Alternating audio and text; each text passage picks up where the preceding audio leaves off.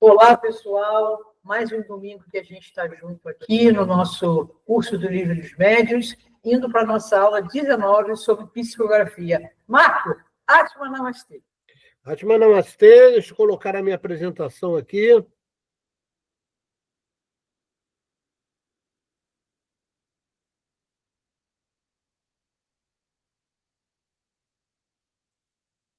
Todos vendo minha tela? Sim, dando para ver, Marco. Ok, então. Bom domingo a todos. Nós hoje estaremos falando do capítulo 15 sobre médios escreventes ou psicógrafos. Alguém poderia perguntar, Marco, nós não vimos isso na aula passada? Né? Então a gente segue exatamente o roteiro do livro. Kardec, como um bom educador, ele sempre trabalha com processos cumulativos de aprendizagem. Então, às vezes ele repete coisa, como faz parte do livro, a gente vai junto com ele, né? Então, hoje a gente vai falar dos itens de 178 a 184, ok? A gente começa sempre com uma reflexão, e eu achei importante falar desse ditado de Emmanuel sobre a psicografia do Chico Xavier, né? No trecho do livro Mediunidade e Sintonia. Então, preste atenção no que está sendo falado por Emmanuel. Quem deseja crescer para a espiritualidade superior não pode menosprezar o alfabeto, o livro, o ensinamento e a meditação. Então, eu chamo a atenção, a meditação. Se você reparar, a grande maioria dos centros espíritas não tem essa prática, né? Até alguns, é óbvio, que já adentraram, né, nessa necessidade, mas a grande maioria ainda não entrou nessa realidade. E a meditação é fundamental, tá? Marco, por que a meditação é fundamental? Porque ela nos dá a oportunidade de ter mais afinidade com a espiritualidade. No momento da meditação, você está mais, vamos dizer assim, afim, né, de transe mediúnico, porque a meditação pode te levar a um transe mediúnico. Tá? Então, é muito necessário a prática da meditação, ok? Então, fica a dica aí do Emmanuel. Vamos ver quais são os objetivos dessa nossa aula de hoje. Primeiro, identificar os tipos de psicógrafos. Tá? Poxa, Marco, eu pensei que só tivesse um, aquele que escreve. Tá, mas tem tipos de psicografias, né? Que é o que a gente vai ver hoje na aula. Identificar, de acordo com o tipo de psicógrafo, quais são as características, qual é o chakra envolvido, qual é o plexo nervoso, tá? E como se comporta o médium. Muita gente não entende como é que tipos de psicografia envolvem chakras diferentes. A gente vai tirar esta dúvida. Identificar como se processa o fluido vital em nosso corpo físico. A gente já falou para vocês que muitas coisas do fluido vital, né, que passa a ter derivações, são identificadas por nomes na ciência como sistema nervoso. O sistema nervoso central, ele flui exatamente a parte elétrica, na realidade, é fluido vital, tá? Que também, além de ter a parte elétrica, tem a parte magnética, né? Parte elétrica no campo horizontal e no campo vertical, tá? A manifestação do magnetismo. Tá? Eles estão sempre juntos. Toda vez que tem eletricidade, tem também, tá, o magnetismo. Identificar como ocorre o transe mediúnico, né? Vamos falar, né, simplesmente vem e acontece, como se fosse uma possessão. Né? A possessão existe, mas o transe mediúnico é diferente. Tá? Tem autorização do mentor, o mentor tem que estar sempre próximo para que haja realmente um bom transe mediúnico. Identificar os diferentes tipos de transe mediúnico, identificar tipos de médios que viabilizam a psicografia, identificar os chakras envolvidos na ligação do encarnado com o desencarnado e que tipo de manifestação caracteriza, tá? E, por último, rever e consolidar a relação entre centros vitais, chakras, né, que Centro vital não é a mesma coisa que chakra. Muita gente fala, é a mesma coisa. Não, não é não. Quando o André Luiz chamou de centro vital, ele agregou alguns chakras, que chakra em sânscrito é uma coisa unitária, é roda, tá? Então, um centro vital, às vezes, tem mais de um chakra envolvido, tá? A gente já viu isso antes, mas eu vou reforçar isso. Quais são as glândulas endócrinas? Todo chakra, todo chakra está ligado a uma glândula endócrina e a um plexo nervoso, tá? Isso aqui é certo, por quê? Porque toda vez que há um conceito energético, para que haja manifestação no corpo, tem que haver algum correspondente físico, tá? Nesse caso aqui, estamos falando da correspondência entre os chakras, as glândulas endócrinas e os plexos nervosos, ok? Então, esses são os objetivos da aula de hoje. Então, vamos começar no item 178. Kardec diz o seguinte: de todos os meios de comunicação, a escrita manual é o mais simples, o mais cômodo e o mais completo, tá? Isso ele falou há 150 anos atrás, tá?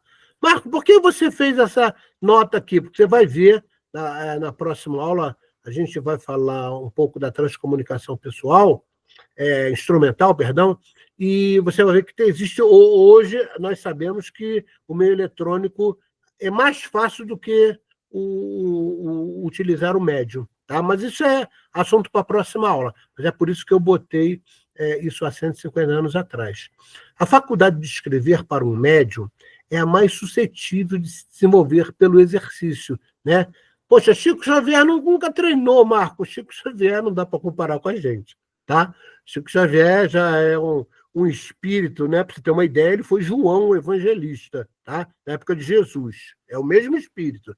Depois foi Francisco de Assis, depois foi Kardec, né? Estou pulando algumas encarnações. E depois ele veio como Chico Xavier. Então é um espírito muito, muito evoluído e capacitado de todos os tipos de mediunidade que você possa entender, tá? Então, o nosso querido Kardec deixa claro isso, tá? Que esse conceito de psicografia, ele é cômodo, ele é bastante simples, tá? E eu te digo mais, a tendência natural é que cada vez mais a própria psicografia se torne mais rarefeita. Puxa, Marco, por quê? Já que ele é tão importante. Porque cada vez mais os médiuns que recebem essas autoridades espirituais, tá? Essas autoridades que nos passam tantos ensinamentos, como André Luiz, Emmanuel, Joana, tá? Elas estão reencarnando de novo. Então, o que vai acontecer? Esses espíritos já vêm preparados, um nível vibratório muito alto, um nível de conhecimento muito pleno. Então, a psicografia, ou seja, a mediunidade cada vez mais vai se tornando mais rara. É igual você pegar, por exemplo, que era comum no início do estudo do espiritismo, na década de 1850 para frente, né? Logo naquele início ali, era comum muito ter mediunidade de efeitos físicos. E hoje você vê que isso já está mais raro, tá? Por quê? Porque não é mais necessário. Na época, né, houve a necessidade de mostrar a presença dos espíritos, tá? E, posteriormente, né, já passado por essa questão, não é mais necessário ficar mostrando isso. Então, vai desaparecendo aos poucos. Então, a mediunidade, de uma forma geral, ela tende cada vez mais a se tornar rara, tá? Por quê, Marco? Repetindo, porque esses espíritos que nos davam as mensagens estão reencarnando, então, por si só, eles terão essa possibilidade de conhecimento, ok? Bom, lembrando aqui, nós vimos essa tabela um pouco parecida, né? Agora tem um pouco mais de informação sobre os psicógrafos, tá? Então você tem o médium mecânico, tá? Qual é a característica? O espírito se utiliza do médium como um instrumento inconsciente. Então, o mecânico é aquele caso que eu citei para vocês, onde o mentor autoriza, tá, a aproximação e o espírito que vai dar a mensagem escrita se apropria do chakra humeral, e do chakra humeral ele se apropria do plexo braquial, e o plexo braquial é que manipula a escrita, tá? Então, o chakra envolvido é o chakra da coroa, sempre você vai ver que em qualquer processo de psicografia, o chakra da coroa vai estar envolvido, tá? Por quê? Porque existe a aproximação, por exemplo, mais constante do nosso mentor, tá? E ele é que prepara a coroa para você não ter dor de cabeça, não ter nenhum episódio que possa lhe causar desconforto. Então, o chakra da coroa sempre vai estar envolvido. O plexo envolvido, o plexo nervoso, é o plexo cerebral, medular e braquial, tá? Por que os três? Porque vai envolver também o movimento de braço, e é inconsciente, ok? O que o médium, né, o que é o médium, como ele se comporta? Ele é um instrumento inconsciente, ele não tem consciência do que está escrevendo. Você vai reparar que também, como eu falei, hoje em dia é bastante raro. A mediunidade inconsciente é bem rara, tá? Ela acontece ainda, mas é rara. Vamos ver o segundo tipo de psicógrafo. É o médium intuitivo. O espírito influencia o médium, que incorpora a mensagem, tá? Marco, como é que isso acontece? É como se alguém falasse dentro do seu cérebro, tá? Eu tenho muito... eu canalizo, né? E eu tenho muita dessa mediunidade intuitiva, né? O espírito fala para mim, eu escrevo imediatamente. Agora, repara o seguinte, se eu não tiver o conhecimento sobre o que o espírito vai falar, não tiver o conhecimento, por exemplo, da natureza da fisiologia ou da anatomia do corpo sutil, ou então do próprio órgão do corpo físico, né, onde ele está, se eu não conhecer a anatomia e tal, repara como pode ser difícil. Então, a mediunidade de parceria se faz necessária. Por quê? Porque o espírito, às vezes, fala coisa que você pode não entender se você não tiver o conhecimento. Entendeu? Por isso é que o Haroldo Dutra, com muita propriedade, diz que a psicografia é uma espécie de interpretação ao mesmo tempo, como se você estivesse traduzindo. É como se o espírito falasse em alemão, e aí você, se não souber nada de alemão, você não vai conseguir traduzir, né? Então, ele fala em alemão e você tem que transformar o que ele falou para o português ali. E muitas coisas podem se perder, principalmente se você não tiver esse conhecimento. Por isso que cada vez mais, Chico falava isso, né? Através de Emmanuel, de André Luiz, né? A Joana falava isso para Divaldo, e todo mundo fala que médium tem que estudar, tá? Ok? Então, o chakra envolvido na mediunidade intuitiva é a coroa, como eu falei para vocês, a testa, tá? A testa é exatamente acima do ajna, o ajna é entre os olhos, para lembrar. E a testa também, porque o chakra da coroa e o chakra da testa, eles são muito correlatos, eles trabalham quase que sempre juntos, tá? O plexo nervoso envolvido é o plexo cerebral e o medular, tá? E o médium se comporta como um mensageiro consciente da comunicação, ou seja, tudo que lhe é falado repercute no cérebro e o cérebro, né, passa o comando para a sua mente, que vai escrever ali o que o espírito está tentando se comunicar, tá?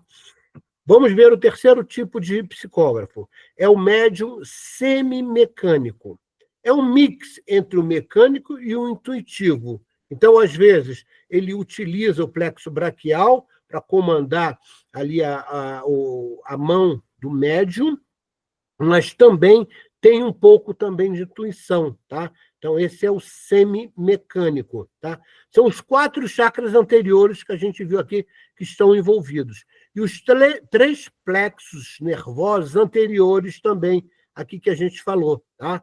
Então, você veja, dependendo do que é necessário, né, ou o tipo de mediunidade que tem, sempre vai haver o envolvimento de plexos nervosos e também glândulas endócrinas, ok? Então, o semimecânico, ele acompanha conscientemente a comunicação. Isso a grande parte. Se você me perguntar qual seria o percentual de um semimecânico, não dá para a gente definir um número, tá? Mas, na média, eu te diria que ele é mais ou menos 60% ou 70% intuitivo e de 30% a 40% mecânico. Ou seja, ele é muito mais intuitivo do que mecânico, ok?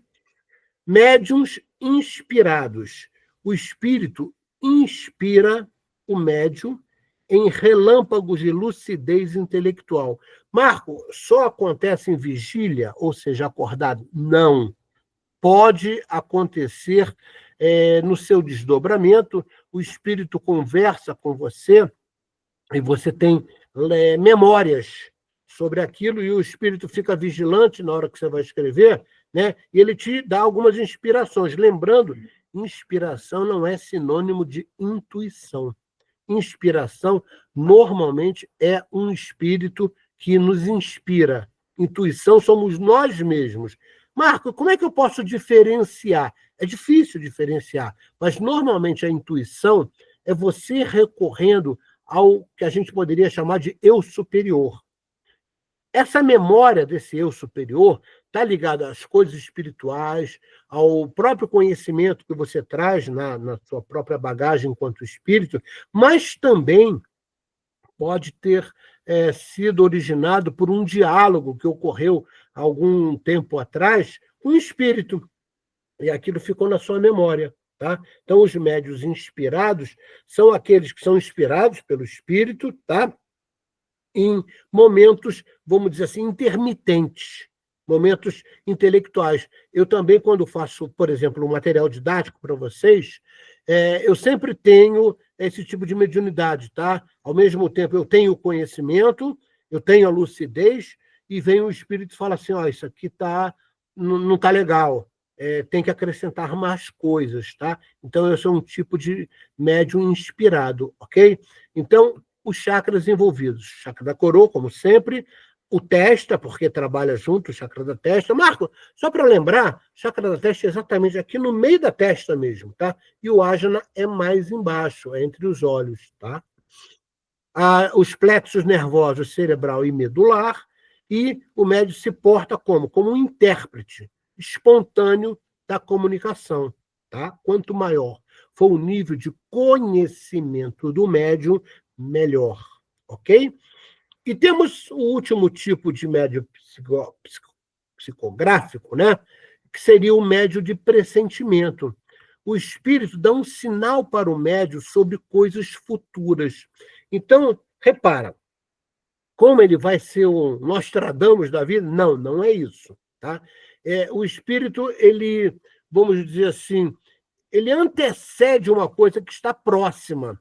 Não é uma coisa que você está vendo daqui a 150 anos ou 200 anos. Não, é uma coisa próxima. Tá? Então, esse médium de pressentimento, por vezes, esse é comum, por exemplo, em mesa mediúnica. Tá? Então, o médium prescreve alguma coisa, né, para anteceder, por exemplo, uma doença, um tipo de crise. Tá? Então, são esses casos que ocorrem essa psicografia, tá? Onde médios de pressentimento dão uma espécie de sinal, tá? Sobre coisas futuras próximas, ok? O chakra envolvido é o chakra da coroa, né? Junto com o chakra da testa, e o ajna também. Repara, se você fizer uma análise dos chakras envolvidos na psicografia, praticamente eles são os mesmos. Tá? É o chakra da coroa, o testa e a ajna. Por quê? Porque está envolvendo o cérebro físico e, ao mesmo tempo, envolvendo a mente. Porque o cérebro é uma coisa, o cérebro é físico. A mente é uma propriedade do espírito. Ok? É por isso que, quando fizeram a autópsia lá do cérebro do Einstein, né? O maluco lá, que se apoderou em vez de fazer a autópsia, ele se apoderou do chakra do Einstein, do chakra do cérebro do Einstein, E ele tentou ver por que o Einstein era muito inteligente. Ele conseguiu ver um pendículo aqui, um pendículo ali, mas não tinha muita coisa para ver. Por quê? Porque a inteligência faz parte do espírito. Não é uma coisa do cérebro. O cérebro manifesta, sim, né, alguma alteração, mas às vezes essa alteração está ligada ao sistema nervoso, tá? Às sinapses que vão ocorrer. A sinapse ocorre com mais, vamos dizer assim, mais volume nos axônios, nos dendritos, tá? Que são partes do nervo.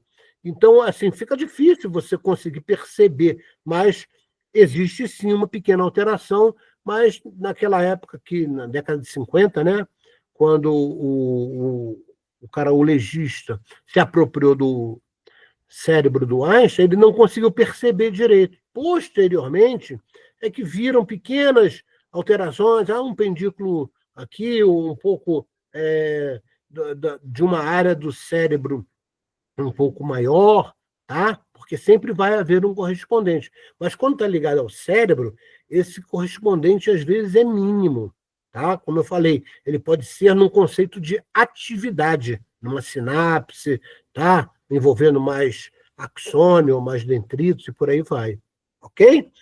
Então, o plexo envolvido quase sempre você vai reparar que são os mesmos, tá? Porque é atividade cerebral, né? Então, plexo nervoso cerebral e o medular, tá? E o médio, como ele se comporta, tá? Esse médio de pressentimento aqui, ele é inspirado vagamente sobre uma possibilidade. Da mesma forma que eu falei anteriormente, quanto maior for o nível de conhecimento do médium, mais facilidade na conexão com o espírito, ok? Observação. A possibilidade de comunicação inicia pela expansão do fluido perispiritual, ou seja, do campo áurico, tanto do espírito quanto do médium, e uma relação de afinização, tá? Então, o espírito já foi seu parente, o espírito já foi seu amigo, ou ele está comprometido junto com você para fazer algum tipo de comunicação, então tem que haver afinidade, tá? Então, se você estudar mediunidade com vários livros, você vai reparar que todos vão usar essa palavra. Na mediunidade, a afinização é fundamental, ok? Essa tabela eu elaborei, né, em cima de um conceito de meta-análise, a partir das questões 179 a questão 184 do Livro dos Médios, tá? Também eu considerei literaturas do André Luiz, principalmente sobre o mecanismo da mediunidade e domínios da mediunidade, do próprio Gabriel Delany, do próprio Leon Denis, do Pastorino e do Carlos Alberto Tinoco, tá? Para fazer essa tabela, por isso que foi uma meta-análise, ok? Bom, aqui é só para vocês lembrarem onde é que está o chacromeral, aqui, ó, posterior, né? De cabeça. O chacromeral está exatamente aqui. E você vai reparar, ó, exatamente aqui, são as conexões do plexo braquial, que vai até a mão, ok? Então está aqui, ó, o plexo braquial, o chacromeral está aqui nessa região, né? E, obviamente, quando há conexão, ele se apropria conscientemente o espírito do plexo braquial e consegue manipular a mão do médium, né? E por muitas vezes, como eu falei para vocês, esse caso é da psicografia inconsciente, tá? Da psicografia mecânica, em outras palavras, ok? O que é necessário lembrar sobre o fluido vital? Vamos fazer aí um apanhado para reforçar o conhecimento do fluido vital. O fluido vital, ou eletricidade biológica, como Leon Denis chamava, como é classificada pela medicina acadêmica atualmente também, escoa-se facilmente pelo corpo humano através da rede nervosa. Puxa, Marco, então é aquilo que você falou. Na realidade, o fluxo nervoso nada mais é do que uma derivação do fluido vital, principalmente pelas pontas dos dedos e cabelos, na forma de energia dinâmica em dispersão ou fuga pelas pontas. Tá? Então, é comum isso acontecer. Tá? Na hora que você vai fazer, principalmente a psicografia, você parece que tem uma espécie de, vamos dizer assim, não é dormência, é como se ficasse muito sensível à ponta dos dedos, tá? Os plexos nervosos são fontes de fluido vital armazenado, constituindo-se de reservas energéticas que, a qualquer momento, transformam-se em energia dinâmica, ou seja, que leva você ao movimento, fazendo a conexão dos órgãos físicos e as suas respectivas contrapartes ou matizes situadas no perispírito, que são os chakras, que são extremamente sensíveis à atuação de espíritos desencarnados, ok? Quando o médium... Peraí, só uma coisinha. Marco, você botou a atuação de espíritos desencarnados. É, porque também nós somos espíritos, tá? Muita gente pensa que nós somos o corpo. Não, nós somos espíritos. Então, nós estamos falando aqui da conexão entre desencarnado e encarnado. Quando o médium conserva maior potencial de carga magnética em torno dos plexos nervosos e encontra-se com o chakra limpo, ele também oferece melhor ensejo para os desencarnados acionarem os seus nervos motores e, assim, identificarem-se mais facilmente com suas características individuais. Você, através desse parágrafo aí, você começa a verificar a necessidade de, quando houver um trabalho mediúnico, o médium estar preparado para tal. Tá? Ele tem que estar, vamos dizer assim, limpo. Tá? Então, limpou a mente, se concentrou, meditou, fez exercício de respiração. Ele oportunizou não só o corpo físico, mas o corpo sutil, a aproximação, porque essa aproximação se dá pela expansão dos dois corpos sutis, tanto do espírito encarnado quanto do espírito desencarnado. E é essa expansão do, vamos dizer assim, campo áurico, pegando tudo, né? Tanto do encarnado quanto do desencarnado, é que oportuniza a conexão entre os chakras. Deu para entender por que, na época, Kardec falava só apenas na necessidade de expansão do perispírito. Hoje a gente sabe que todos os corpos do perispírito, né, que formam o corpo sutil, na realidade, formam o campo áurico. Então, tem que haver uma expansão disso para que haja uma conexão. É como se um entrasse por dentro do outro e facilitasse a conexão entre os chakras. Né? Acho que fica bem claro isso, então.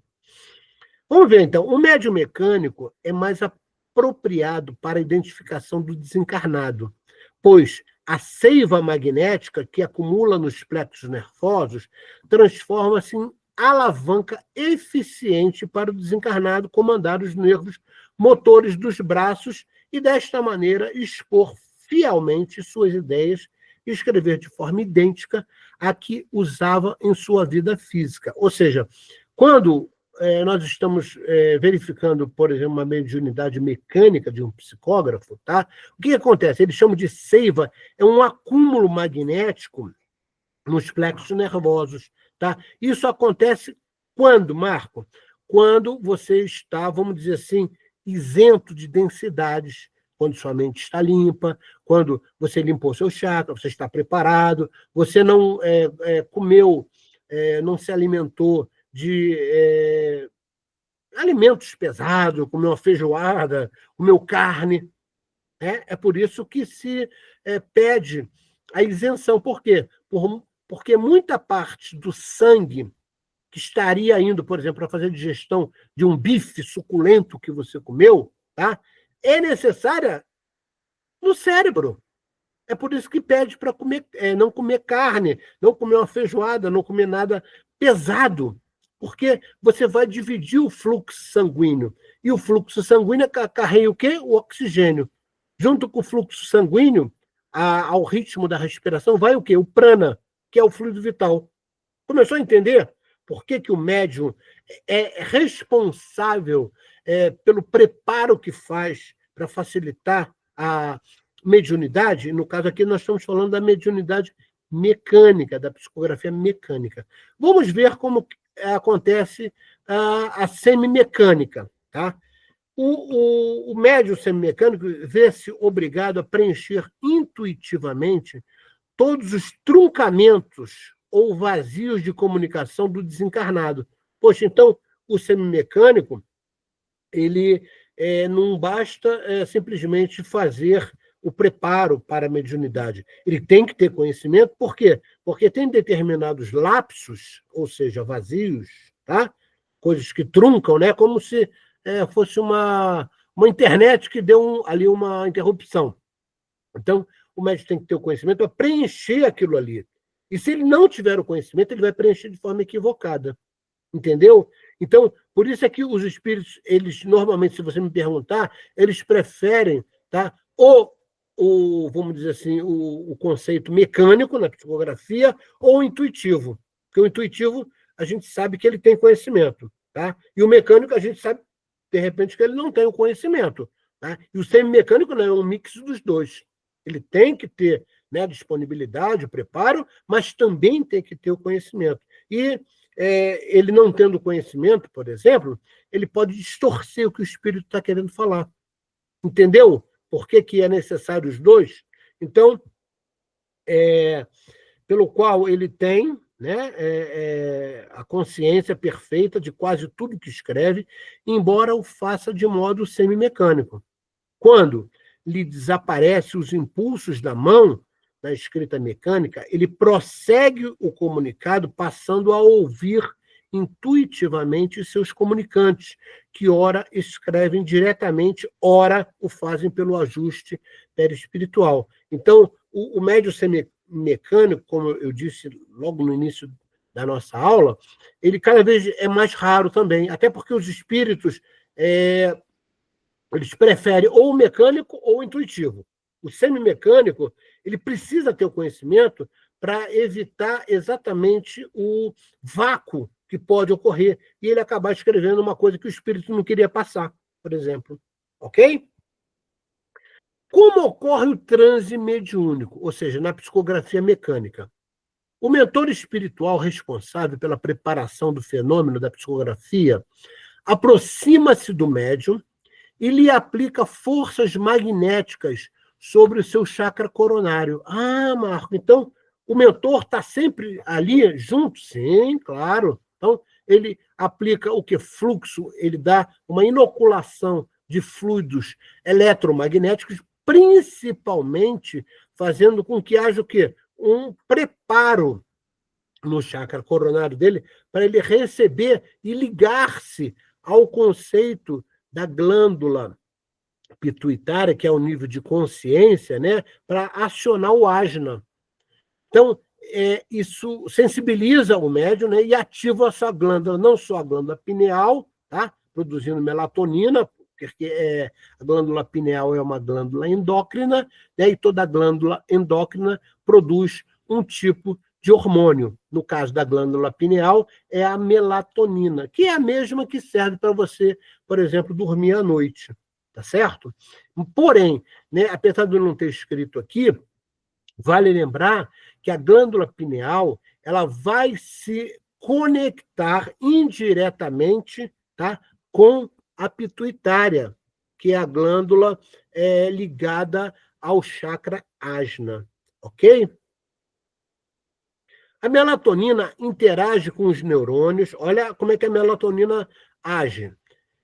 Tendo um efeito sedativo. Em seguida, a melatonina é direcionada para a parte do córtex cerebral, responsável pela coordenação motora, que vai ficar sob seu efeito, ou seja, sedado.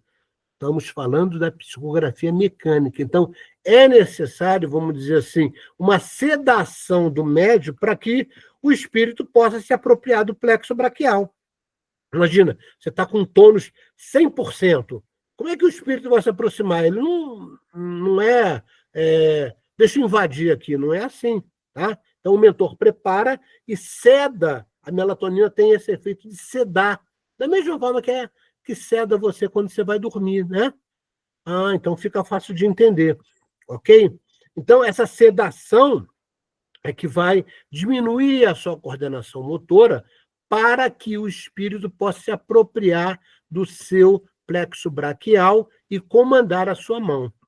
Assim, o médium perde o comando sobre os órgãos da coordenação motora ou outro sistema, ou processo mediúnico, permitindo que outro espírito se ligue a este sistema sensitivo e o utilize. Tá? Nesse caso aqui, nós estamos falando da psicografia mecânica. Mas é assim, por exemplo, na psicofonia, por exemplo, quando o espírito se aproxima e ele vai falar pela sua boca, tá? É da mesma maneira. Tá? Tem que haver uma sedação naquele órgão que estará envolvido, naquela glândula que estará envolvida no processo mediúnico. Tá? Não é simplesmente o espírito... ele consegue, mesmo que você esteja superativo, ele consegue se conectar. Não, não consegue. Por isso é que o mentor espiritual sempre estará presente em qualquer processo mediúnico, ok? Ele sempre vai facilitar a vida daquele espírito que está se aproximando, querendo dar alguma mensagem. Depois, os espíritos auxiliares aproximam o espírito que irá se manifestar pela psicografia, no caso mecânica que a gente está falando aqui, e fazem a ligação perispiritual pelo chakra humeral, responsável pelo acesso ao plexo braquial, como a gente já falou, que é o centro nervoso dos movimentos do braço do médium. O espírito comunicante temporariamente se apossa dos gânglios nervosos à altura do omoplata do médium, apropriando-se de seu mundo sensitivo e conseguindo se expressar pela escrita. Aqui corrobora com o que nós já explicamos no slide anterior, ok? Lembrando, se tiver qualquer dúvida do que a gente fala, por favor, perguntem a Simone, passem para a Simone, que ela me passa e eu respondo bem rápido. Vamos lá. Que tipos de transe mediúnico pode ocorrer com o ser humano? Vamos ver. Então, tipo de transe. O primeiro transe é o transe mediúnico, como a gente vem falando. O mentor provoca o transe, ele facilita, ele não só provoca, ele facilita o transe mediúnico, ok? Então, o transe mediúnico sempre com a presença do mentor. Tem o transe anímico, tá? O anímico, o conceito de animismo, não é uma coisa ruim, não, tá? É você mesmo desdobrar do seu corpo físico e você comanda o seu corpo físico, tá? Então, um encarnado com um bom nível de consciência provoca o transe. Isso é muito comum, por exemplo, nos grandes ioguins, tá? Produzir esse transe anímico, até para fazer viagens astrais, é exatamente o início da viagem astral, tá? Então, quem produz e provoca, esse transe é o próprio médium. Para isso, ele tem que ter um nível de conhecimento bom, ele tem que ter um conceito, vamos dizer, bom de respiração para facilitar. Respiração é fundamental em qualquer processo mediúnico. E ele tem que ter também um nível de meditação bom. Tá? Marco, pode acontecer dele não ter essa meditação boa e ter esse transe anímico? Pode sim, porém, o tempo será reduzido. Quanto maior for a sua capacidade de meditar, de saber respirar, de ter conhecimento, quanto maior for essa sua capacidade, maior será o tempo que você pode estar num transe, no caso anímico, que é você mesmo que produz, ok? Tem o transe hipnótico, isso também hoje em dia é muito raro, que é produzido por pessoas que têm o conhecimento de levar o outro ao transe hipnótico, tá? Onde terceiro produz o transe. Tá? Então, tem técnicas para isso. Tá? Não é qualquer um que produz no próximo um transe hipnótico. Tá? Então, um exemplo é a terapia de vidas passadas. Tá? Muita gente, às vezes, faz terapia, aí eu chamo a atenção, com psicólogos ou psiquiatras, o que seja, que não tem conhecimento espiritual. Cuidado, muito cuidado, porque ele pode te levar a um estado de transe hipnótico, te trazendo uma memória, que está ali armazenada no seu campo mental, que você ainda não tem condições de resolver. Tá? Então, o transe hipnótico, eu tenho certas ressalvas por quem vai produzir este transe. Se ele não tiver conhecimento espiritual, pode ser perigoso, ok? Não estou aqui desqualificando um terapeuta, né? Um psicólogo ou psiquiatra que seja, tá? Mas é o cuidado para saber se essa pessoa tem o conhecimento espiritual. Por quê? Porque pode levar você a um tipo de memória, né? A memória está lá no teu campo mental, que depois para voltar é difícil, às vezes volta junto com trauma, tá? Então, terapia de vida passada é uma coisa que tem que ser feito com muito cuidado por uma pessoa realmente que conheça o mundo espiritual, conheça a fisiologia do corpo sutil. Por quê? Porque o objetivo, por exemplo, de uma terapia de vidas passadas é trazer para o presente e despolarizar o que está lá atrás, tá? Então, ele despolariza esse estímulo de memória do campo mental, porém, às vezes, a pessoa que está produzindo transe, ela é só psicóloga, por exemplo, ela não conhece isso, ela não sabe como é que ela despolariza. Ela traz você, traz essa memória para o presente, mas depois ela não consegue devolver. Aí fica o quê? Exatamente o trauma. Então, cuidado com terapias de vidas passadas por pessoas que desconhecem a realidade espiritual. Tem o tipo de transe farmacógeno, ou seja, por produtos farmacológicos, tá? Ele é produzido por neurolépticos, né, ou drogas que alteram o estado de consciência. Normalmente, esse transe farmacógeno, né, um nome esquisito de falar, né? Ele é produzido, né, por esses neurolépticos, esses fármacos, né, neurolépticos, ou então drogas, no caso, por exemplo, aquela ayahuasca. Tá? Eu trabalhei numa casa aqui em São Paulo, que o pessoal fazia, acho que uma vez por mês, o transe pelo ayahuasca, né? E o meu mentor falou, não faça isso. Por quê? Porque você pode ser levado para locais que vão trazer esse conceito de estímulo de memória para nova encarnação sua, tá? E o meu mentor me disse o seguinte, você não precisa desse tipo de droga, porque não deixa de ser uma droga, né? Onde altera o estado de transe é produzido por algo externo, não é você que está fazendo, é aquele algo externo. E você pode criar alucinações que posteriormente ficam difíceis de ser tratadas sobre a ótica da sua psique. Então, muito cuidado também com transes que são produzidas por fármacos, ok? E também eu recomendo cuidado com a ayahuasca, apesar de terem aí correntes dizendo que é maravilhoso, tal. Quem já tem mediunidade, é bom consultar o seu mentor para saber se você pode. Eu, por exemplo, não preciso, tá? Isso pode me causar um desequilíbrio na própria mediunidade, ok? Outro tipo de transe, a patológica, é produzido por um tipo de doença, tá? Ou determinado estado de consciência alterada, de forma involuntária. Por exemplo, de uma pessoa epilética, que tem convulsão epilética, de uma histeria, né? Uma pessoa que tem crises histéricas, tá? Delírios febris, estado de coma, lesões traumáticas no cérebro, tudo isso é patológico, ou seja, faz parte ali de uma variação, de uma derivação de um estado diferenciado do teu cérebro, por exemplo, tá? Então, vamos pegar aqui para o estado de coma.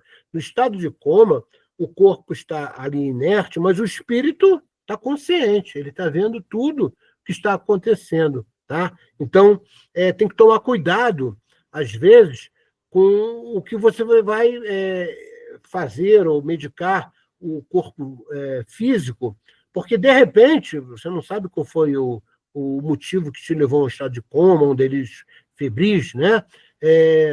Ele volta, e se você der algum tipo de fármaco, por exemplo, para evitar aquilo, fármaco, né?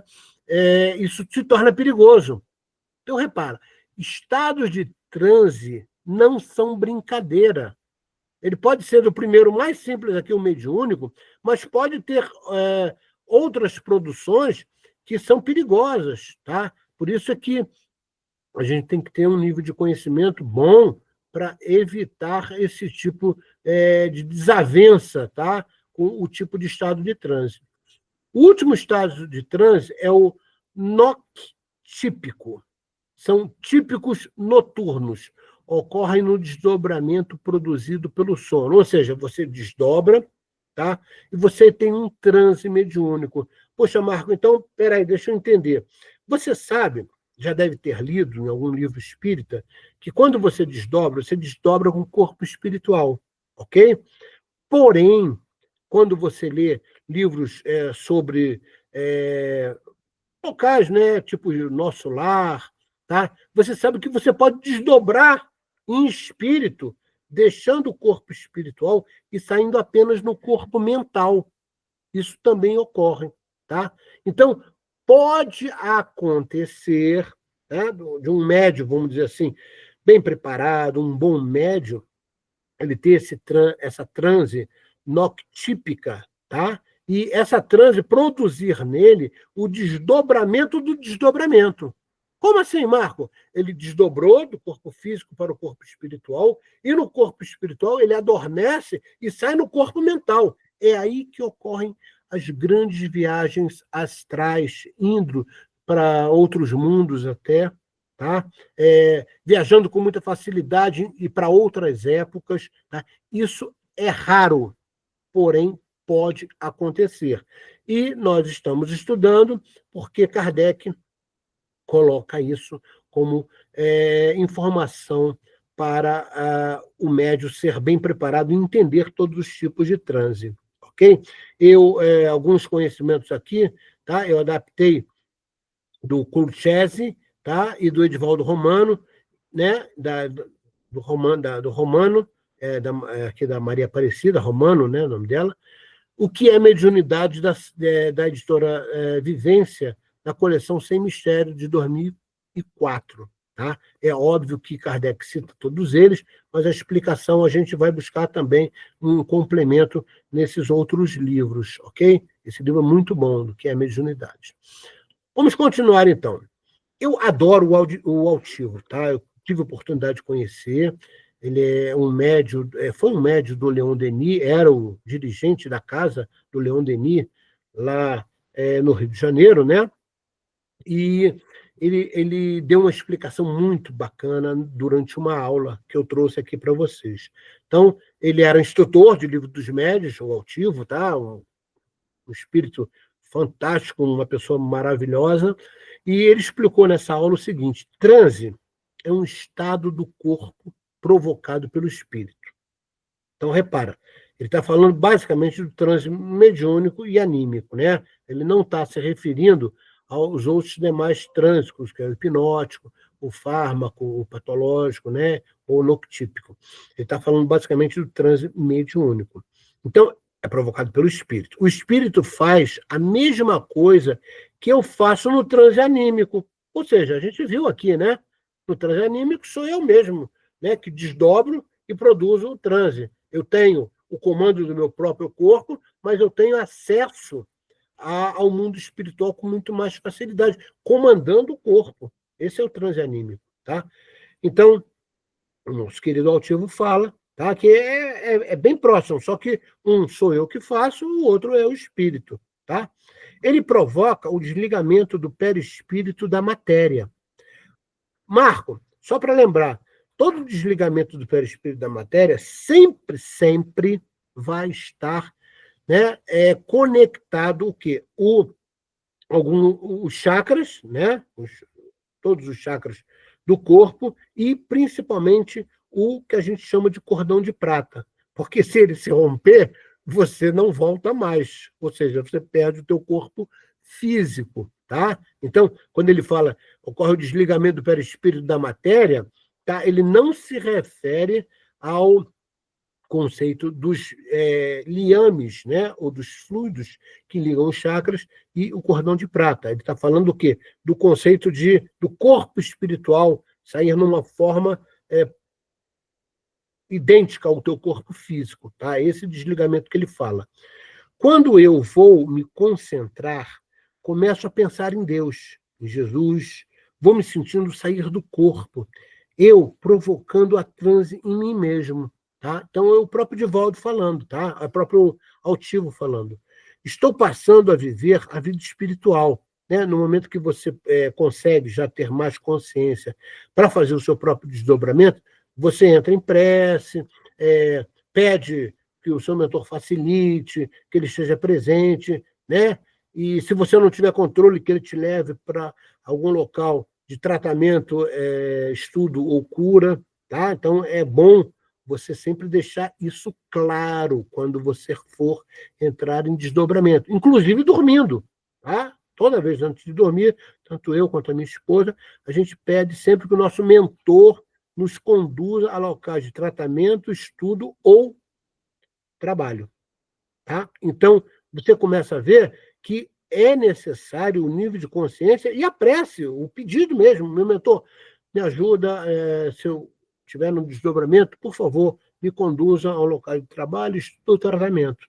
Basicamente, essa é a recomendação que a gente dá. E o Altivo diz lá, estou passando a viver a vida espiritual. Há pessoas que fazem a concentração de olhos fechados. E toda a sua energia é jogada para dentro do próprio corpo. Não é uma concentração para o transe. É diferente, por exemplo, na yoga, eu mudei o tipo de yoga que eu fazia aí no Rio. Aqui em São Paulo eu faço a yoga Ashtanga. Ashtanga tem muito asana, muitas posições, junto com respiração.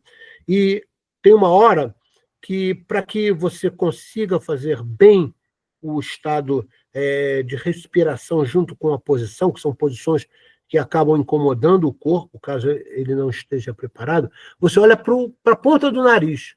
Porém, você pode ficar tonto quando você faz isso. Então, quando você fica tonto, o que a prática da yoga fala? Olha para frente. Quando você olha para frente, imediatamente a tontura desaparece. Estou te dando uma prática efetiva, tá? Desse conceito que o Altivo está nos trazendo aqui. O transe é para que as pessoas se desliguem do corpo físico. É um desdobramento que você provoca em si mesmo. Tá? Então, como a gente viu aqui, né? O transe pode ser mediúnico ou anímico, dependendo aí do que é necessário fazer. Tá? Quando eu era garoto, 13, 14 anos, eu desdobrava, eu não tinha o menor conhecimento que eu tenho hoje. Então, um dia, vou contar um caso meu para você entender como às vezes pode ser perigoso. Eu saí, né, do corpo, olhava meu corpo, via, né, tudo lá, tal, e de repente eu me senti sugado.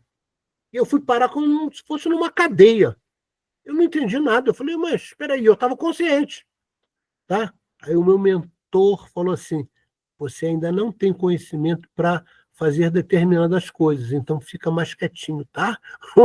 O recado que o meu mentor deu. Porque eu produzia o desdobramento, né, anímico praticamente todo dia. Eu treinava, eu gostava. Eu saía, via o corpo, aí saía, via a região onde eu morava, tal, como se fosse uma diversão. Tá? Qual é o perigo? Por que o meu mentor me capturou e me botou numa espécie de prisão ali temporária para que eu não desdobrasse conscientemente, ou seja, eu ficasse realmente no estado adormecido, tá? Porque eu posso ser capturado, a pessoa pode ser capturada pelas trevas e ser levada involuntariamente para locais que você posteriormente não vai gostar. Tá? Você vai vir com muita densidade, vai vir com dor de cabeça, tá? Então, o transe anímico deve ser feito por pessoas que têm não só o conhecimento, mas que têm também o preparo, tá? Então, o altivo mais ou menos chama atenção para isso, ok, meus queridos? Continuando, tipos de psicografia. Médio polígrafo, médio iletrado, médio poliglota e médium xenoglota. Vamos ver cada um deles. O que é um médium polígrafo? É o comportamento que o médium manifesta, ele ocorre a mudança da caligrafia, ou seja, muda a letra. Tá? Esse é o médium polígrafo. Por vezes, a mesma que o espírito tinha enquanto encarnado. Chico Xavier fazia muito isso quando ele fazia reuniões, né, lá em Uberaba. ele psicografava e, por muitas vezes, ele escrevia com a mesma letra do espírito. Caramba, mas Chico não dá para a gente querer se comparar com Chico, né? Então, isso é uma característica de um médium polígrafo. O Chico tinha todos os tipos que você possa pensar ou imaginar de mediunidade. Então, né, acabei de dar um exemplo que ele escrevia com a letra ali, né, do espírito. Então, uma pessoa, um ente querido, pegava aquela psicografia e falava assim, mas foi ele mesmo, porque a letra é dele. Tá? Então, não tem como você fazer um equívoco daí. Tem o médium iletrado. É um médium analfabeto. Ele não, de repente, não sabe ler, não sabe escrever e psicografa. Caramba, Marco, tá? Só que ele escreve naturalmente, com fluência, tá? Porém, a grande maioria dos médiuns iletrados, para não dizer 100%, tá? Ocorre através da psicografia mecânica, tá? Porque ele não tem o conhecimento.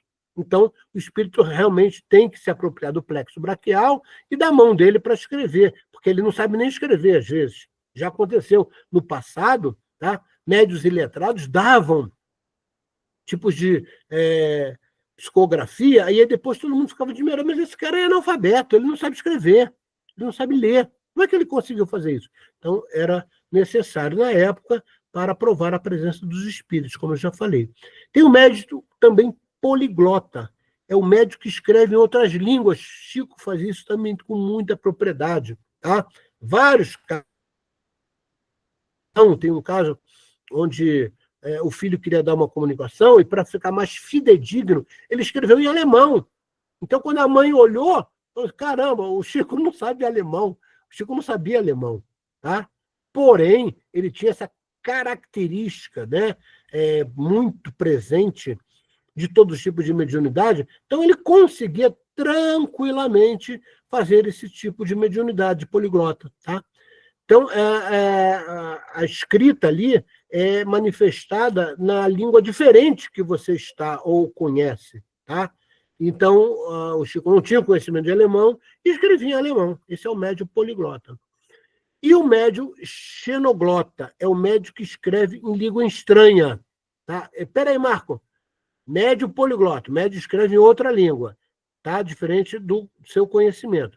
Qual a diferença do xenoglota? Ele escreve em língua estranha, ele morta ou dialeto específico. O xenoglota pode escrever, por exemplo, em aramaico. Caramba, Marco, em aramaico é uma língua morta. O próprio latim, né? Eu estudei quando eu fiz a faculdade de teologia, tive que estudar latim, tá? Para poder entender até tanto o Antigo Testamento e o Novo também, quando, né, foi traduzido, né? Eu tive que estudar. Mas, por muitas vezes, não é comum, por exemplo, né, você pegar textos em latim. Imagina pegar um texto em aramaico. O próprio hebraico, o hebraico antigo, não é igual ao hebraico moderno hoje. Tá? Em sânscrito, por exemplo, eu estudei sânscrito também, tá? Lá na Barrinha, lá naquele ashram dos... como é que era o nome dele que eu esqueci? Esqueci o nome agora, gente, do Hare Krishna. Tá? Eu estudei sânscrito lá para poder entender melhor o Bhagavad Gita. Tá? Mas é uma língua que não se usa. O sânscrito quase não se usa. Tá? Mas também pode não ser uma língua assim, de grande uso, pode ser uma língua morta. Então, o xenoglota se diferencia assim, é uma língua diferente, mas também pode ser uma língua morta. Tá? E o médium não tem conhecimento linguístico sobre essa língua. Tá? Eles são muito próximos, porém o que diferencia é que um pode escrever numa linguística, né, ou um dialeto específico indígena, por exemplo, ou um dialeto árabe, tá? Dependendo da psicografia que vai ser revelada. Então, Kardec nos revela esse tipo de mediunidade, onde eu acrescentei também alguns conhecimentos para explicar esse comportamento, tá? Do Zalmino Zimmermann, que é um livro maravilhoso sobre o perispírito, ok? Bom, aqui está Leon Denis parafraseando e dissertando sobre, né, um assunto interessante, que é a mediunidade que a gente está vendo. Então, no livro Invisível, no capítulo 8, ele diz o seguinte para nós: em estado de transe, o perispírito do médium aumenta aproximadamente 50% da intensidade de suas vibrações psíquicas, quando comparado ao estado de vigília. Então, foi uma dica aí do Leon Denis, ok? Importante esclarecer. A palavra incorporação, isso a gente foi buscar no Pastorino, tá? No livro Técnicas da Mediunidade, que é um compêndio maravilhoso. Estão vários livros, né, sobre técnicas da mediunidade, e eu peguei aqui na terceira edição, tá? Ele traz para nós a seguinte informação. A palavra incorporação, que dá a ideia de que o espírito entra no corpo do médium, está completamente errada. Cada célula do corpo astral, que é o perispírito, se materializa numa célula física. Portanto, o corpo físico é a condensação grosseira do corpo espiritual. É o que a gente chama de carbono, né? Como se fosse um papel carbono. Em sendo assim, não é possível que haja penetração do espírito no corpo físico. O que há é ligação, né? O que se dá são ligações fluídicas, como a gente já vem falando, domínio do sistema nervoso, principalmente o do sistema nervoso central, atuação sobre os chakras, sobre os plexos e sobre as glândulas endócrinas, sobre loca minoris resistentia, ou seja, lugares enfraquecidos de menor resistência. Tá? Como a gente estudou em determinados casos, quando a gente viu, por exemplo, o médium que faz transporte, ele não tem a capa do nervo em si, a capa do nervo dele, que é utilizado ali para o fenômeno de transporte, que vai ser utilizado pelo espírito, ela é bem, vamos dizer assim, tênue, ou seja, bem fraquinha, tá? Então, é isso que o Pastorino está falando aqui. O que se dá são transmissões de pensamento, telepatia, influências mentais, irradiações de fluidos, chuva de ideias. Uma palavra mal empregada pode levar muita gente a interpretações errôneas. E, só para lembrar, nunca é o médium, né? Se você fizer um paralelo, não é o médium que incorpora. Quem incorpora é o espírito. É o espírito que se aproxima, o médium dá a passagem, né? Mas é o espírito que provoca, né? Dependendo do tipo de mediunidade, a gente viu a aproximação do mentor, o preparo do chakra da coroa, o preparo, por exemplo, do plexo braquial, do laríngeo, dependendo do tipo de mediunidade que vai ocorrer. Tá? Então, incorporação, o Pastorino deixa claro para nós que, na realidade, não existe. É um nome errado que nós falamos. E muita gente fala assim, o médium incorporou a entidade tal. O médium não incorpora nada. É né, incorpore, incorpore, para dentro do corpo. É o espírito que se aproxima, tá? A iniciativa é do espírito, não é o médium que diz, vou incorporar. Não, o médium não incorpora absolutamente nada. A gente até usa de forma corriqueira, mas vale a pena você saber que é um termo errado, tá bom? E o Pastorino chama a atenção sobre isso. Verifique a coerência com as ideias, né, de Kulczewski e Romano, que a gente viu no slide 6 aqui dessa apresentação, ok? Ainda em Pastorino, em Técnicas da Mediunidade, na página 116, você baixa esse e-book hoje pela internet, tá? É muito bom, eu tenho ele encadernado, ele é muito bom, estudei durante muitos anos o Pastorino, que ele realmente é brilhante, né, nas suas explicações. Então, a gente adaptou, segundo a nossa interpretação, uma hipótese aqui. As ligações do desencarnado com o encarnado após o transe ou fragilidade produzida pelo próprio encarnado, que é o caso da capa do sistema nervoso, que eu falei para vocês nos fenômenos de transporte, podem ocorrer através do... Agora, preste atenção, o Pastorino faz uma coisa muito legal. Ele vai mostrar mais ou menos quais são os chakras que são utilizados para um tipo de fenômeno. Então, vamos lá. No chakra sexual, é muito comum para obsessões sexuais. tá? Então, pessoas que canalizam muito, né, o apelo sexual, né, o chakra sexual acaba sendo, vamos dizer assim, alvo dessas obsessões, tá? O chakra do baço, vampirização. Por que o baço, Marco, vampirização? Porque o baço é uma espécie de filtro do sangue, né? Ele é muito importante. Então, os processos de vampirização vão ali no baço, né, como alvo maior, vamos dizer assim, para sugar principalmente o fluido vital, tá? A vampirização nada mais é do que a apropriação pelo espírito obsessor do fluido vital. Por isso é que acabaram inventando o vampiro chupando sangue, porque o correlato do fluido vital para o corpo sutil é o sangue para o corpo físico. Por isso é que criaram a história, né, com uma certa, vamos dizer assim, coerência, né, dos vampiros, ok? Eles buscam sangue, né? Na vampirização espiritual, eles buscam o quê? O fluido vital. O chakra gástrico, sofredores e obsessores, ou seja, é comum, tá? No chakra gástrico, ou seja, é o plexo solar, né?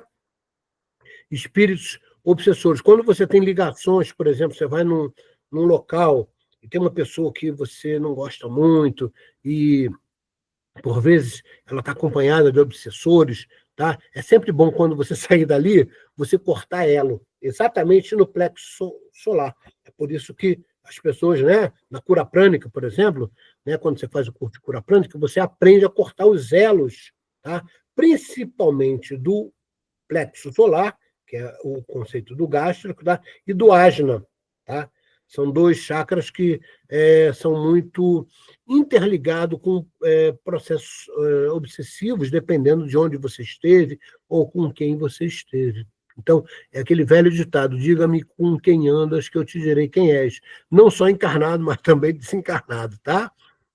Chakra cardíaco, normalmente mentores e trabalhadores no bem. Reparou que de todos os órgãos que nós temos no corpo, o único que não tem câncer é o coração? Não tem como. Coração é uma coisa, né? Não é à toa que alguns espíritos superiores, entre eles espíritos da falange, que formam a fraternidade branca, dizem que existe uma câmara secreta no coração, tá? No chakra cardíaco.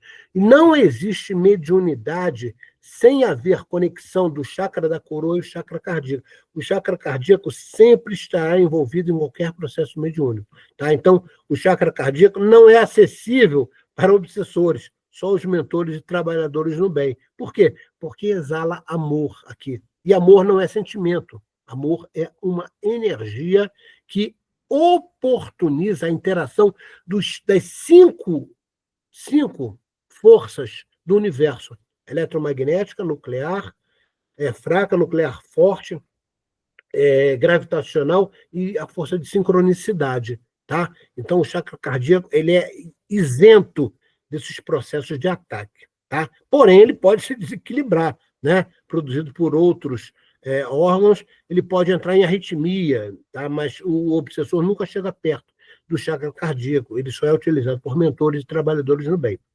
O laríngeo, no caso da psicofonia, como eu falei para vocês, né? O mentor se apropria do chakra da coroa, né? Aproxima o espírito que vai, vamos dizer, dar a mensagem, depois vai ao chakra laríngeo, prepara as duas glândulas endócrinas que tem o chakra laríngeo e oportuniza, né, que o espírito possa falar através da sua boca, ok?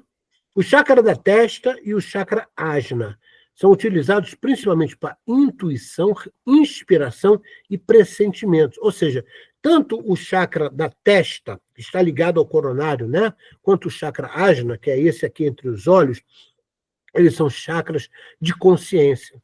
É por isso que, quando você quer desligar, por exemplo, um obsessor do corpo de um médium, tá, e não estão conseguindo, se você for lá no chakra ajna e tocar, fizer uma leve pressão com uma prece, tá, e mandando ele se desconecta na hora. Por quê? Porque volta ao nível de consciência do médium, tá? E voltando ao nível de consciência, não tem aquele torpor e, obviamente, ao desligamento do obsessor, ok?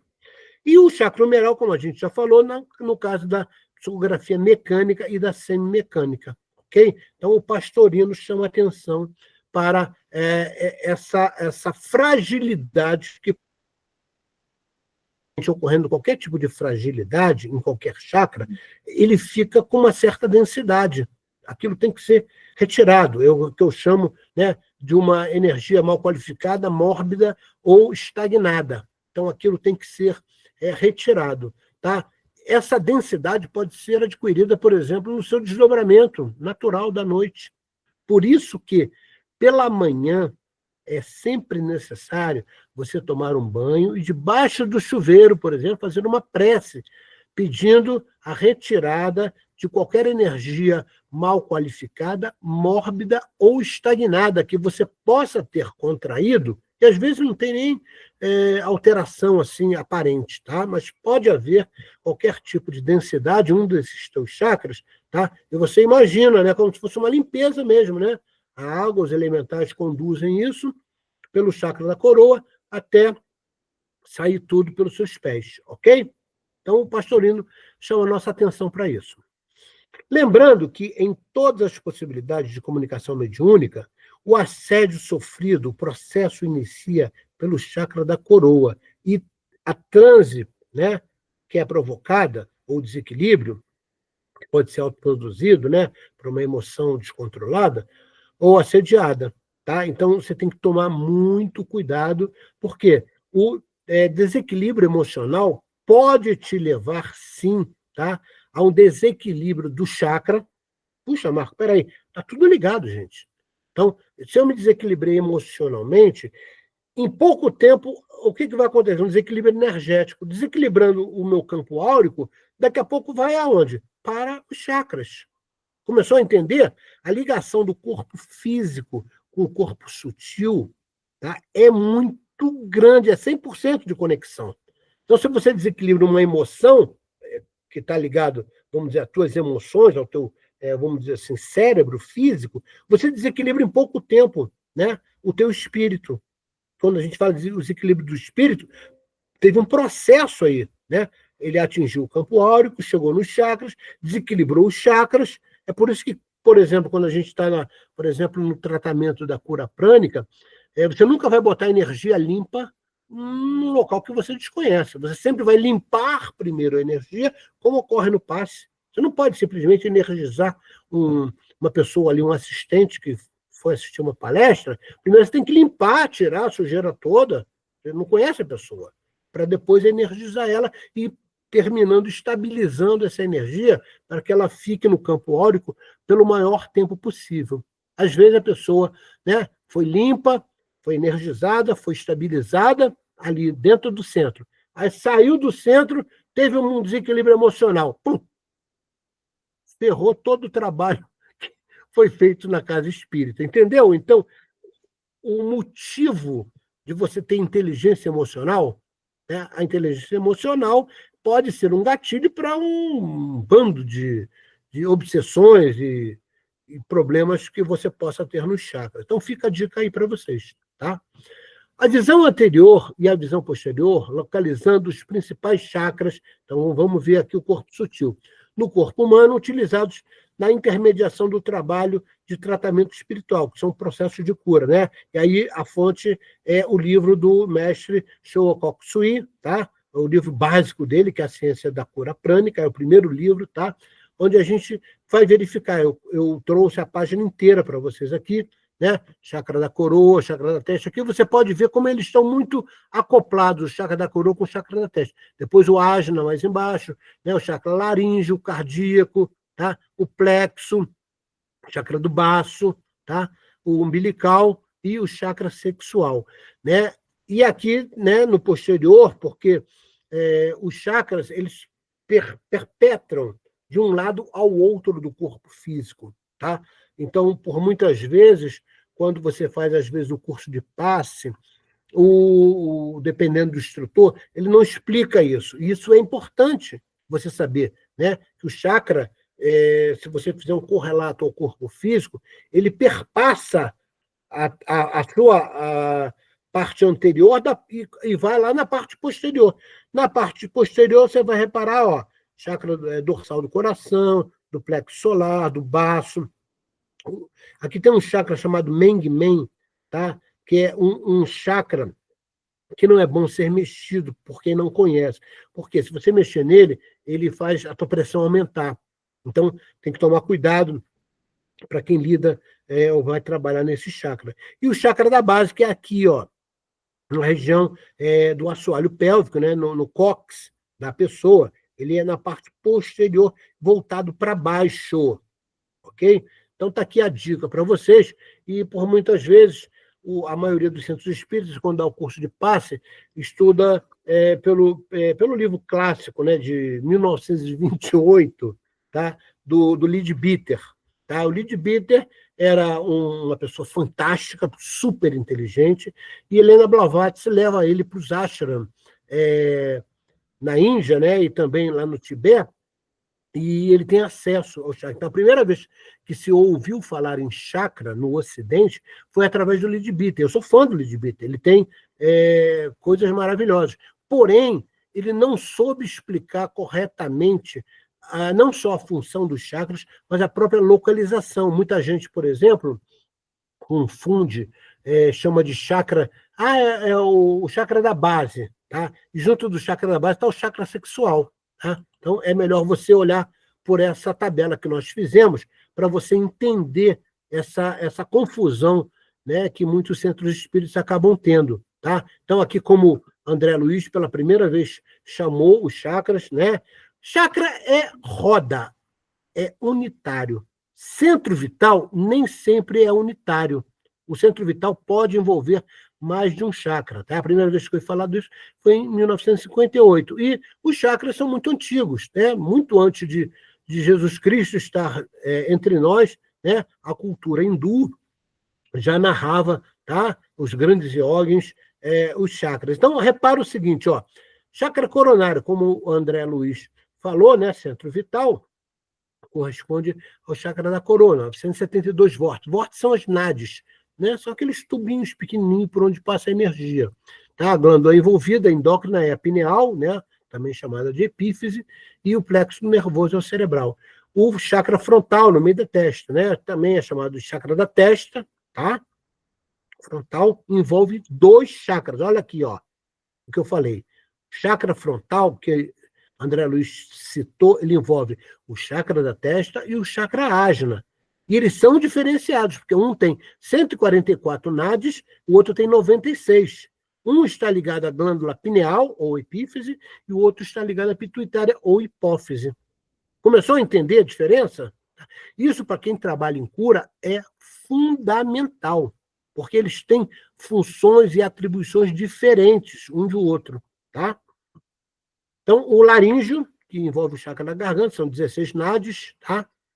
Envolve a glândula endócrina tireoide, a paratireoide, né? E o plexo nervoso é o laríngeo.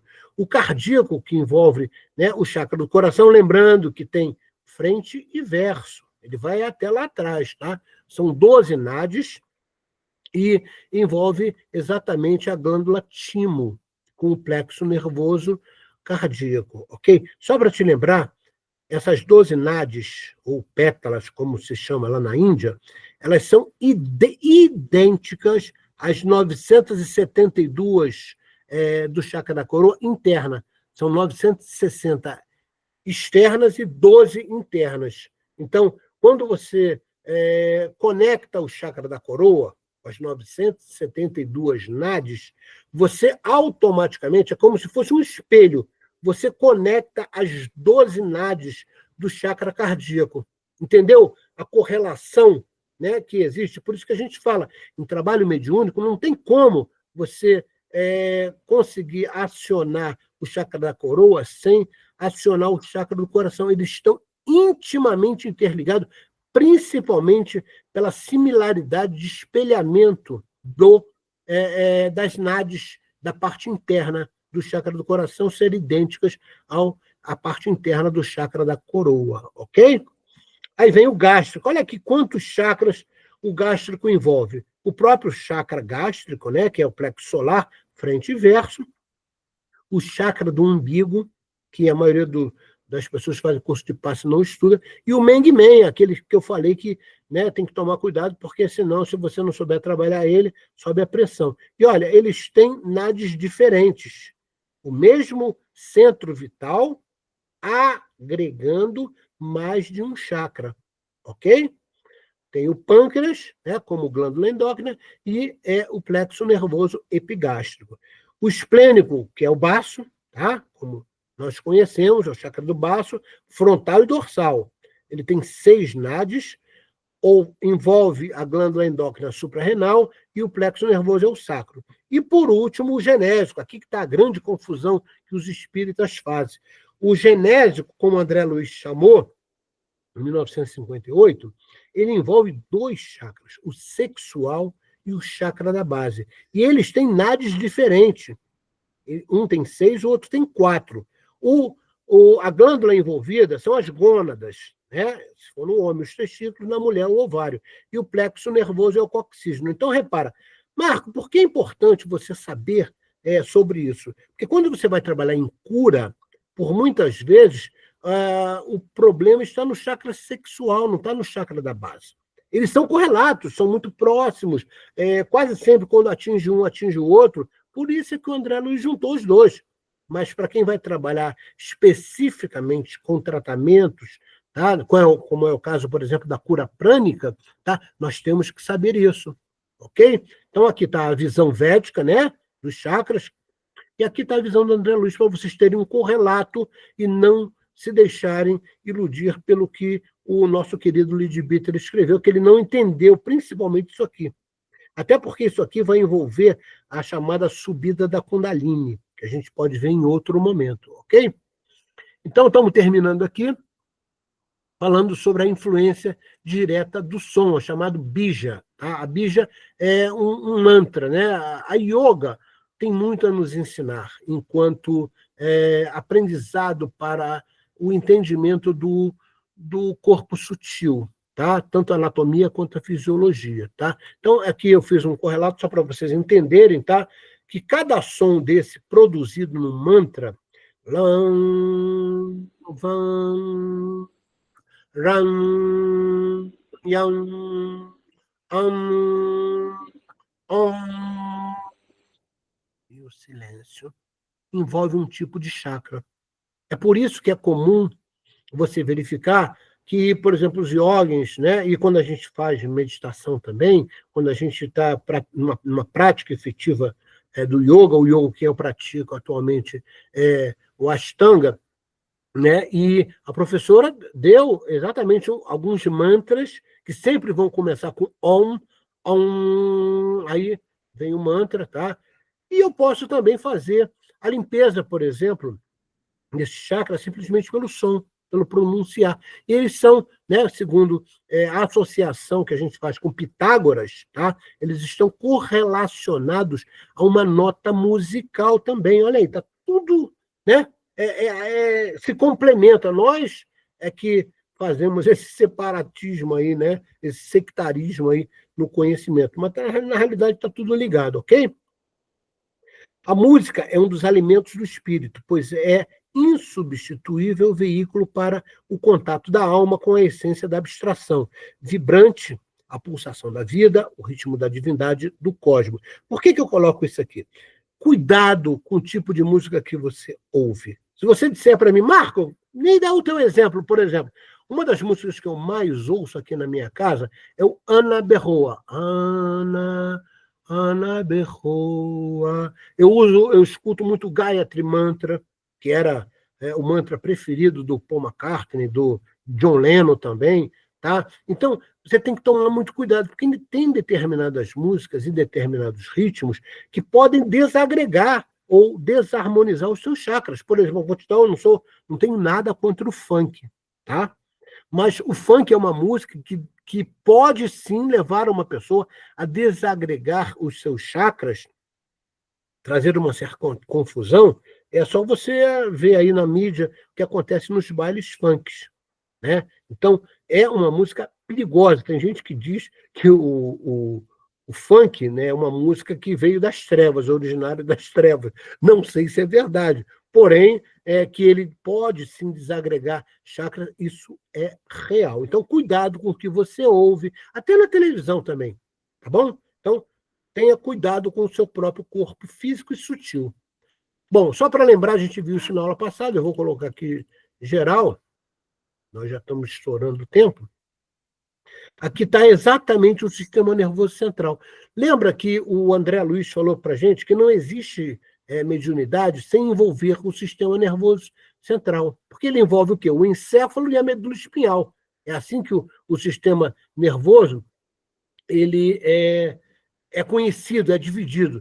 Então, o sistema nervoso central é composto exatamente pelo encéfalo e pela medula espinhal. E dentro do sistema nervoso central, você vai encontrar o sistema eferente, que vai informar, que manda as informações do sistema para músculos e glândulos, e o aferente, que envia informações receptores ao retorno, para o cérebro de novo, tá? Ele pode ser voluntário ou involuntário, simpático ou parasimpático, tá?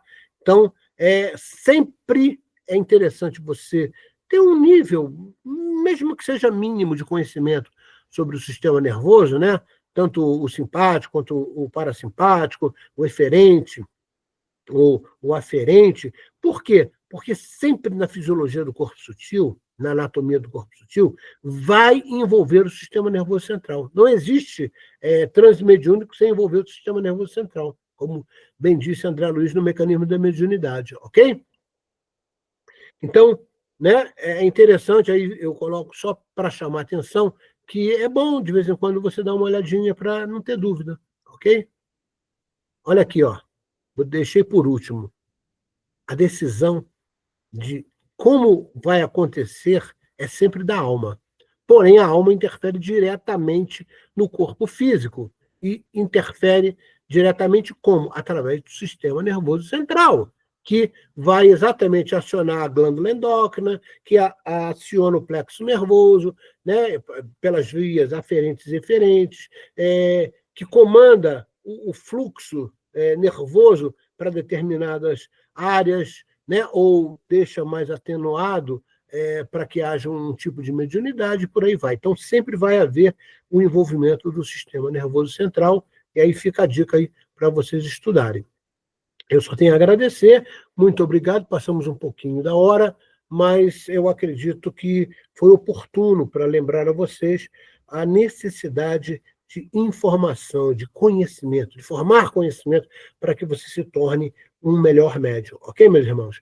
Então, eu só tenho a agradecer a cada um de vocês que esteve comigo até esse momento e lembrar a vocês que no próximo domingo estaremos dando continuidade, falando sobre os médiuns especiais. Ainda tem médium especial. Kardec é muito meticuloso, muito cuidadoso para explicar. E a gente vai trazer para você como Kardec vê esses médiuns especiais no próximo domingo, ok? Beijo no coração, Atma Namastê, que a paz do Senhor Jesus esteja com cada um de vocês. Um abraço, até logo.